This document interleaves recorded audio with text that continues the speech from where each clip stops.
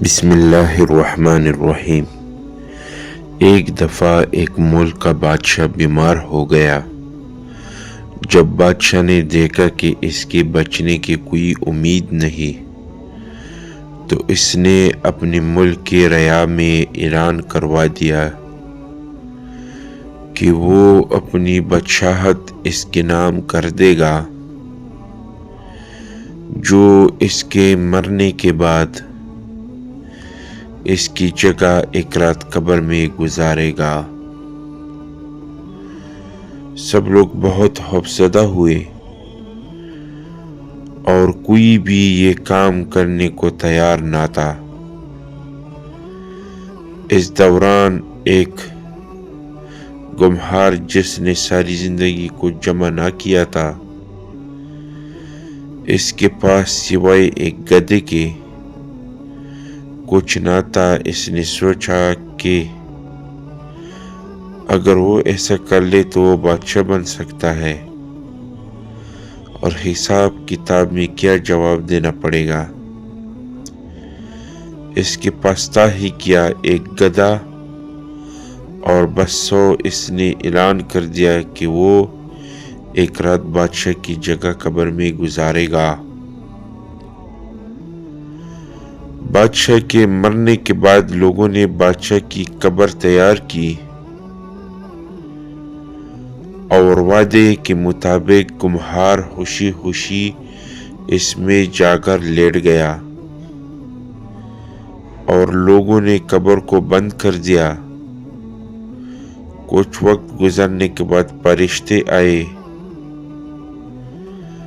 اور اس کو کہا کہ اٹھو اور اپنا حساب دو۔ اس نے کہا، بھائی حساب کس چیز کا؟ میرے پاس تو ساری زندگی تھا ہی کچھ نہیں سوائے ایک گدھے کے۔ فرشتے اس کا جواب سن کر جانے لگے، لیکن پھر ایک دم رکے اور بولے، ذرا اس کا نامہ اعمال کھول کر دیکھیے، اس میں کیا ہے؟ بس پھر کیا تھا؟ سب سے پہلے انہوں نے پوچھا کہ ہاں بھائی، فلاں دن تم نے گدھے کو ایک وقت بھوکا رکھا تھا؟ اس نے جواب دیا، ہاں۔ پوری طور پر حکم ہوا کہ اس کو 100 دریں ماری جائے۔ اس کی خوب دھنائی شروع ہو گئی۔ اس کے بعد پھر فرشتوں نے سوال کیا، اچھا یہ بتاؤ، فلاں دن تم نے زیادہ وزن لاد کر اس کو مارا تھا؟ اس نے کہا کہ ہاں۔ پھر حکم ہوا کہ اس کو 200 دریں ماری جائے۔ پھر مار پڑنا شروع ہو گئی اور صبح تک اس کو مار پڑتی رہی۔ صبح سب لوگ اکٹھے ہوئے اور قبر کشائی کی تاکہ اپنے نئے بادشاہ کا استقبال کر سکے۔ جیسے ہی انہوں نے قبر کھولی تو اس گلہار باہر نکل کر دوڑ لگا دی۔ لوگوں نے پوچھا، بادشاہ سلامت؟